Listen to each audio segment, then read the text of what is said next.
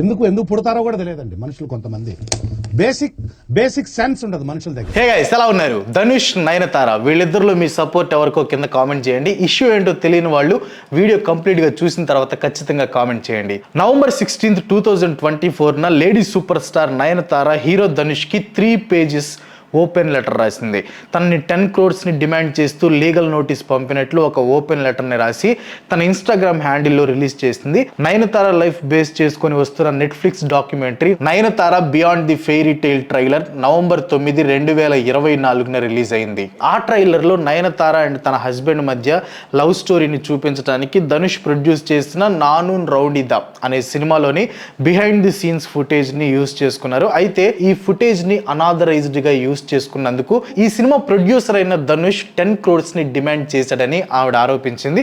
ఇది కేవలం ఆరోపణ మాత్రమే కాదు, ఎందుకంటే ఇదే విషయం మీద నిన్న నైట్ ధనుష్ లాయర్ రెస్పాండ్ అయ్యారు. అంతేకాకుండా కేవలం వ్యక్తిగత ద్వేషంతో న్యాయం లేని నోటీసులని ధనుష్ పంపాడని నయనతార ఈ లెటర్లో మెన్షన్ చేసిందనమాట. ఈ సినిమాకి ధనుష్ ప్రొడ్యూసర్ అయినప్పటికీ తన భర్త విఘ్నేష్ శివన్ ఈ సినిమాకి డైరెక్టర్ అనే విషయాన్ని గుర్తు చేస్తూ దీని ప్రొడక్షన్ టైంలోనే వాళ్ళిద్దరి మధ్యలో ప్రేమ చిగురించిందని, అందుకే ఈ సినిమా వాళ్ళిద్దరికి చాలా స్పెషల్ అని నయనతార మెన్షన్ చేసింది. ఒక 3 seconds వీడియో క్లిప్ కి, అది కూడా పర్సనల్ డివైజెస్ లో షూట్ చేసిన బిహైండ్ ది సీన్స్ ఫుటేజ్ కి 10 crores డ్యామేజ్ ని క్లెయిమ్ చేయటం దిగజారిపోయే పనని, అది కూడా క్యారెక్టర్ గురించి మాట్లాడే వ్యక్తి నుంచి వచ్చిందని ధనుష్ ని దూషించిందనమాట. అంతేకాకుండా నీ ఇన్నోసెంట్ ఫ్యాన్స్ ముందు మంచివాడిలా నువ్వు పోర్ట్రే చేసుకుంటావు, దాంట్లో సగమైన మంచితనం నీలో ఉంటే బాగుండు అని బాగా ఘాటుగానే లెటర్లో రాసిందనమాట. ఇది ఆ 3 పేజీల ఓపెన్ లెటర్ సారాంశం. ఇప్పుడు మనం రియాలిటీ చూద్దాం. నయనతార ఇప్పుడే ఈ లెటర్ని ఎందుకు రిలీజ్ చేస్తుంది? అంత మంచితనం గురించి, క్యారెక్టర్ గురించి మాట్లాడుతుంది. మరి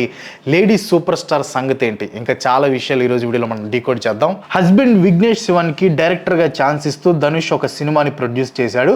ఇందులో విజయ్ సేతుపతి అండ్ నయనతార హీరోయిన్లుగా యాక్ట్ చేశారు. ఆ సినిమా పేరే నానూన్ రౌడీదా. ఇదే సినిమా మన తెలుగులో కూడా నేను రౌడీనే అని డబ్ అయింది. సినిమా మంచి హిట్ అయింది అండ్ అనిరుద్ధ్ మ్యూజిక్ కూడా బాగా హిట్ అయింది అనమాట. అయితే ఈ సినిమాలో యాక్టింగ్ కి గాను నయనతారకి ఒక ఫిల్మ్ఫేర్ అవార్డు కూడా వచ్చింది. ఆ అవార్డు సెరమనీలో ఏం మాట్లాడిందో మీరే ఒకసారి చూడండి. I have to say sorry also to Dhanush because Dhanush absolutely hated my performance in Nanum Raudida.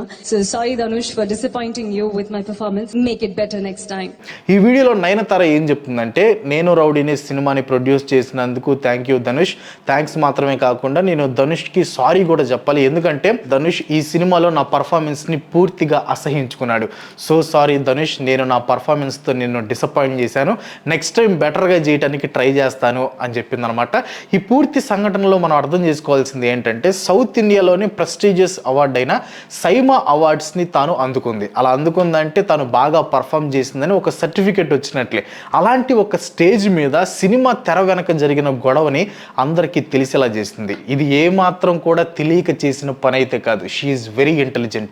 తాను చేసిన పర్ఫార్మెన్స్ బాగాలేదు అన్న సినిమాకి తనకి అవార్డు వచ్చింది అనే విషయం అందరికీ తెలిసేలా చేసింది. ఆ టైంలో ధనుష్ ఒక చిన్న నవ్వు నవ్వి వదిలేశాడు తప్ప పబ్లిక్గా పెద్దగా ఏమి రియాక్ట్ అవ్వలేదు. బట్ అక్కడ నయనతార పొలైట్గా చెప్పినా కానీ, చూడరా అబ్బాయి నువ్వు వేస్ట్ యాక్టింగ్ అన్నావు కానీ నాకు అవార్డు వచ్చింది, అది మన రేంజ్ అని డైరెక్ట్గా ఇండైరెక్ట్గా హింట్ ఇచ్చింది అని ఈజీగా అర్థం చేసుకోవచ్చు. ఏదేమైనా కానీ ఒక్క సంఘటనతో వీళ్ళిద్దరి మధ్య ఏదో గొడవ ఉంది అనే విషయం బయటకు వచ్చింది. కానీ ఆ తర్వాత వీళ్ళిద్దరి మధ్య ఏం జరిగింది, గొడవ ఎందుకు వచ్చింది అనే విషయం ఎక్కడ కూడా బయటికి రాలేదు అంటిల్ నయనతార ఈ లెటర్ని రిలీజ్ చేసినంత వరకు. నిజానికి వీళ్ళిద్దరి మధ్య గొడవ స్టార్ట్ అయింది మూవీ బడ్జెట్ ఇంక్రీజ్ అవ్వటం వల్ల అనే విషయం అన్ని చోట్ల వైరల్గా మారింది. ఎందుకంటే సినిమాని స్టార్ట్ చేసిన టైంలో ఈ మూవీకి 6 crores బడ్జెట్ అని అనుకున్నారంట. కానీ ఈ సినిమా షూటింగ్ డిలే అవటం వల్ల బడ్జెట్ అనేది 16 కోట్లు అయింది.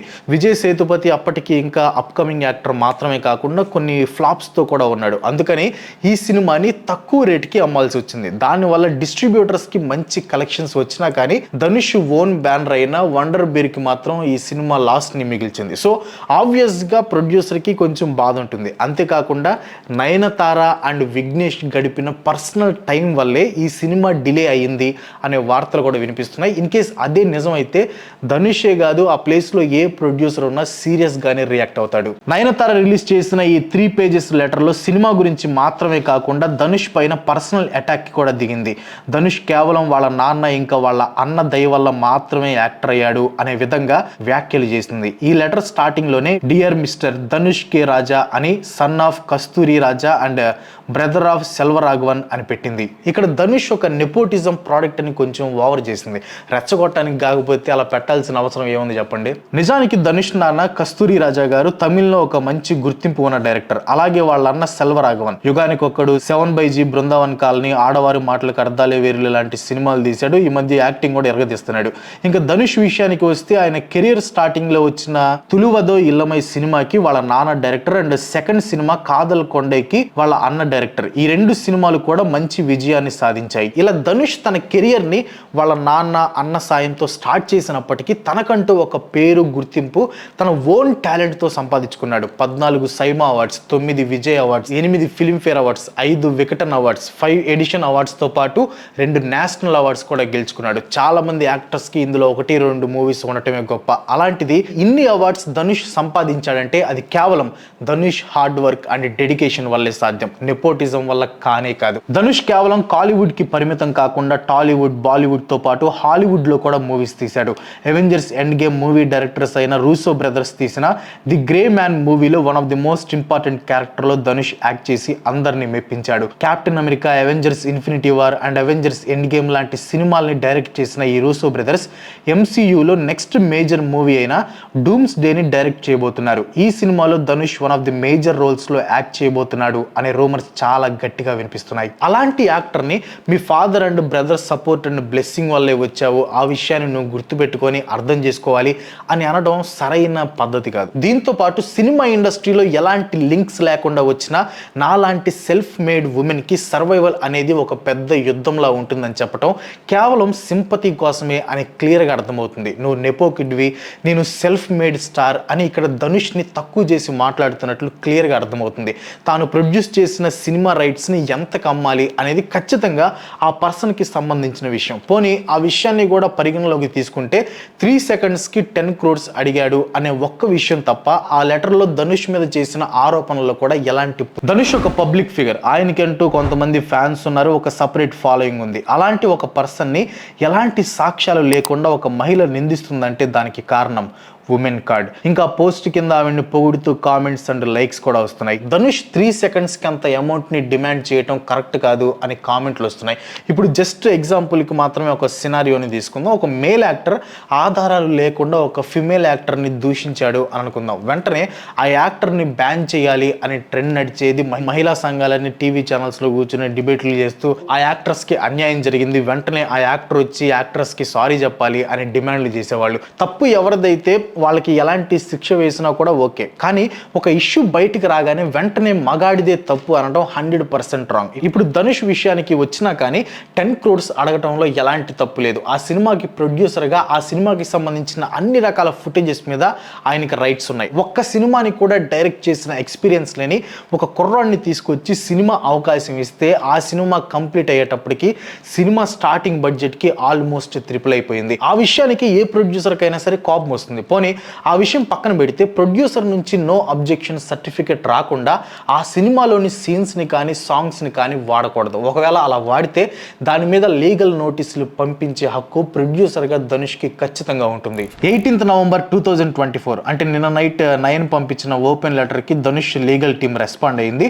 ధనుష్ తరపున లాయర్ స్పందించాడు. నా క్లయింట్ ఈ సినిమాకి ప్రొడ్యూసర్, ఆ సినిమాకి సంబంధించి ప్రతి రూపాయి దీనికి ఖర్చు పెట్టారనే విషయం వాళ్ళకి తెలుసు. ఈ సినిమా బిహైండ్ ది సీన్స్ ని షూట్ చేయడానికి మా క్లయింట్ ఎవరిని నియమించలేదని మీ క్లయింట్ ఆరోపించారు. కానీ ఆ ఆరోపణ అబద్ధం, ఇంకా ఆధారం లేనిది అని చెప్పడమే కాకుండా వాళ్ళ ఆరోపణలకి సాలిడ్ ప్రూఫ్ ని కూడా చూపించమని అడిగాడు. ఈ లాయర్ చెప్పిన దాని ప్రకారం యాజ్ ఎ ప్రొడ్యూసర్ తన క్లయింట్ కి ఆ ఫుటేజ్ మీద ఫుల్ రైట్స్ ఉన్నాయి అని చెప్పాడు. అంతేకాకుండా ఆ డాక్యుమెంటరీ నుంచి నానున్ రౌడీందా సినిమాకి సంబంధించిన ఫుటేజ్ ని వెంటనే రిమూవ్ చేయమని ధనుష్ లీగల్ టీం నయనతారకి అడ్వైస్ చేశారు. 24 hours లో అలా జరగకపోతే 10 crores నష్టపరిహారం కోరుతూ నయనతార నయనతార ఇంకా నెట్ఫ్లిక్స్ ఇండియా మీద ధనుష్ లీగల్ ప్రొసీడింగ్స్ని స్టార్ట్ చేస్తాడని ధనుష్ లీగల్ టీం నయన్ని హెచ్చరించింది. నిజానికి నయనతార రాసిన ఈ లెటర్లో పర్సనల్ అటాక్స్ చేయడంతో పాటు ఇంకో అతిపెద్ద తప్పు చేసింది. అది క్యారెక్టర్ అసాసినేషన్. ధనుష్ క్యారెక్టర్ని తక్కువ చేసి మాట్లాడింది. ఒక ఫేక్ స్టోరీని క్రియేట్ చేసి నెక్స్ట్ ఆడియో లాంచ్లో పంచ్ లైన్స్ యాడ్ చేసి డెలివరీ చేస్తావు కానీ దేవుడు అంతా చూస్తున్నాడు అని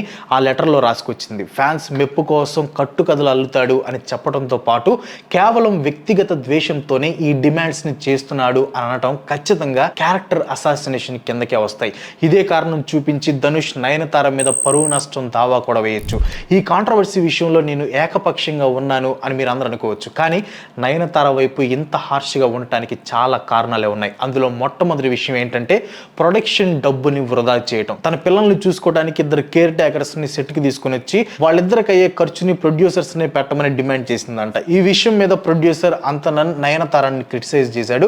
అంతేకాకుండా తన బిజినెస్ ప్రాక్టీసెస్ని ఇంకా డిక్లైనింగ్ బాక్స్ ఆఫీస్ పర్ఫార్మెన్స్ని కూడా ఆయన క్రిటిసైజ్ చేశాడు. పిల్లలని చెప్పానని ఈ మధ్య మాత్రం ఇలా చేస్తుంది అనుకోకండి. గతంలో కూడా తనతో పాటు 8 మంది గ్రూప్ని కూడా నయనతార సెట్కి తీసుకుని వచ్చేదంట. ఇలా అంతమందిని సెట్కి తీసుకురావడం వల్ల ప్రొడక్షన్ కాస్ట్ అనేది ఆటోమేటిక్గా ఇంక్రీజ్ అవుతుంది. ఇవన్నీ కూడా ఎంతవరకు రైట్ అని అంత నయనతారని క్వశ్చన్ చేశాడు. అంతేకాకుండా తన ఓన్ వెడ్డింగ్ని నెట్ఫ్లిక్స్కి చాలా డబ్బుకి అమ్మేస్తుందని, డబ్బు కోసం తన పర్సనల్ ఆస్పెక్ట్స్ ఆఫ్ లైఫ్ని కూడా యూజ్ చేసుకుందని క్రిటిసైజ్ చేశాడు. ప్రొడ్యూసర్ డబ్బుల్ని వేస్ట్ చేయటమే కాకుండా సొంత వెడ్డింగ్ని నెట్ఫ్లిక్స్కి అమ్ముకున్న నయనతార ధనుష్ మీద ఎలా ఎలిగేషన్స్ చేస్తుందో నాకైతే అసలు అర్థం కావట్లేదు. నయనతార మ్యారేజ్కి నెట్ఫ్లిక్స్ వాళ్ళు ఎంత డబ్బుని ఎందుకు ఇస్తున్నారు అని మీలో ఎవరికైనా డౌట్ ఉంటే దానికి కారణం ఆ మ్యారేజ్కి రజనీకాంత్, సూర్య, కార్తీ, విజయ్ సేతుపతి, ఏఆర్ రెహమాన్లతో పాటు షారుఖ్ ఖాన్ కూడా వచ్చాడు. ఇంతమంది స్టార్ స్టడ్డెడ్ మ్యారేజ్ని చూడటానికి చాలామంది ఇంట్రెస్ట్ చూపిస్తారు. అందుకని ఈ మ్యారేజ్కి మీడియాకి యాక్సెస్ని రిస్ట్రిక్ట్ చేసి రైట్స్ని నెట్ఫ్లిక్స్కి అమ్మేశారు. నెట్ఫ్లిక్స్ నుంచి డబ్బులు తక్కువ వస్తాయేమో అని తన మ్యారేజ్లో ఏ ఫుటేజ్ కూడా బయటకు రాకుండా చూసుకుంది. కానీ ఈమె మాత్రం బిహైండ్ ది సీన్స్ అని ప్రొడ్యూసర్ పర్మిషన్ లేకుండా యూజ్ చేసుకుంటుంది. ఈ పెళ్లి వీడియోని 25 crores నెట్ఫ్లిక్స్కి అమ్మిందంట. నయనతార జస్ట్ ఒక 50 seconds అడ్వర్టైజ్మెంట్కి 5 crores డిమాండ్ చేసిందంట. అంతేకాకుండా ఒక్కో సినిమాకి 10 crores వరకు రెమ్యునరేషన్ తీసుకుంటుంది. ఇలా ఇంత అమౌంట్ని ఛార్జ్ చేసిన ఈవిడ కనీసం మూవీ ప్రమోషన్స్లో కూడా పార్టిసిపేట్ చేయదు. సమంత కానీ, రష్మిక కానీ, ఆలియా భట్ కానీ ఇలా ప్రతి యాక్టర్స్ కూడా మూవీ ప్రమోషన్స్లో పార్టిసిపేట్ చేస్తారు. కానీ నయనతార మాత్రం పార్టిసిపేట్ చేయదు. ఒక మూవీని ప్రమోట్ చేయటం, అందులో యాక్ట్ చేసిన lead actors responsibility. Hero and హీరోయిన్స్కి హై రెమ్యునరేషన్ ఇస్తున్నారంటే అది కేవలం యాక్ట్ చేయడానికి మాత్రమే కాదు, యాక్ట్ చేయడంతో పాటు థియేటర్స్ని ఫుల్ చేయాలి. అలా చేయాలంటే ప్రమోషన్స్లో పార్టిసిపేట్ అవ్వాలి. కానీ నయనతార అవి ఏమి చేయదు. నయనతార ఇప్పుడు ధనుష్ మీద చేసిన ఎలిగేషన్స్ కూడా కేవలం ధనుష్ మీద కోపంతోనే కాదు అని నేను అనుకుంటున్నాను. ఎందుకంటే జస్ట్ ఇవాళ మార్నింగే తన న్యూ మూవీ టీజర్ రిలీజ్ అయింది. అంతేకాకుండా 2 సంవత్సరాల నుంచి వెనక్కి వెళ్తున్న తన documentary Nayanthara beyond the fairy tile కూడా ఈ రోజు రిలీజ్ అవుతుంది.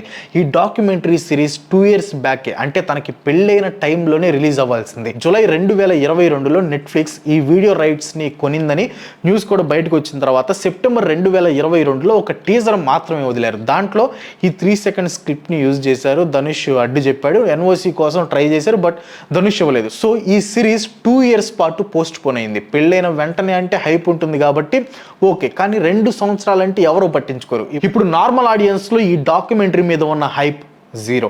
ఆ హైప్ పెరగాలంటే పెద్దగా ఏదైనా జరగాలి. ఒక్క కాంట్రవర్సీ వల్ల జరిగే పబ్లిసిటీ ఎన్ని కోట్లు పెట్టినా కూడా రావట్లేరు. సో ఇప్పుడు తాను పంపిన ఈ ఓపెన్ లెటర్ అనేది కేవలం ఒక పబ్లిసిటీ స్టంట్ లాగే నాకు అనిపిస్తుంది. పబ్లిసిటీ స్టంట్ కాదు, నిజంగా ఆ సీన్స్ అనేవి, ఆ ఎమోషన్స్ని క్యారీ చేయడానికి ఆ డాక్యుమెంటరీలో చాలా ఇంపార్టెంట్ అని అనుకుంటే లాయర్స్తో పాటు ఇరు పార్టీలు కూర్చొని మాట్లాడితే గుట్టు చప్పుడు కాకుండా ప్రాబ్లం సాల్వ్ అయిపోతుంది. లేదనుకుంటే ఆ సినిమాకి సంబంధించిన క్లిప్ని ఒక 3 seconds డాక్యుమెంటరీ నుంచి రిమూవ్ చేయొచ్చు. డబ్బులు ఇచ్చి సెటిల్ చేసుకునే ఇష్యూని లేదా 3 seconds రిమూవ్ చేసి సాల్వ్ చేసుకునే ఇష్యూని ఇలా పబ్లిక్గా కరెక్ట్గా తన మూవీ టీజర్ రిలీజ్కి, నెట్ఫ్లిక్స్ డాక్యుమెంటరీ రిలీజ్కి ఒక రోజు ముందు ఇలా పబ్లిక్ చేసిందంటే అది పబ్లిసిటీ స్టంట్ కాకపోతే హార్ట్ కేసే స్టంటా? నేనైతే ఈ ఇష్యూలో ధనుష్కి ఫుల్ సపోర్ట్ ఇస్తున్నాను అనమాట. సో మీ సపోర్ట్ ఎవరికో కింద కామెంట్లో పోస్ట్ చేయండి. That's for day. ఈ వీడియో మీకు అనిపించింది కింద కామెంట్లో పోస్ట్ చేయండి. వీడియో నచ్చితే లైక్ కొట్టి మీ ఫ్రెండ్స్ షేర్ చేయండి. ఇలాంటి వీడియోస్ మనం చూడడానికి సపోర్ట్ చేయాలనుకుంటే వెంటనే మన ఛానల్కి సబ్స్క్రైబ్ చేసుకోండి. ఇంకో మంచి మళ్ళీ కలుసుకుందాం. అసలు బై బాయ్.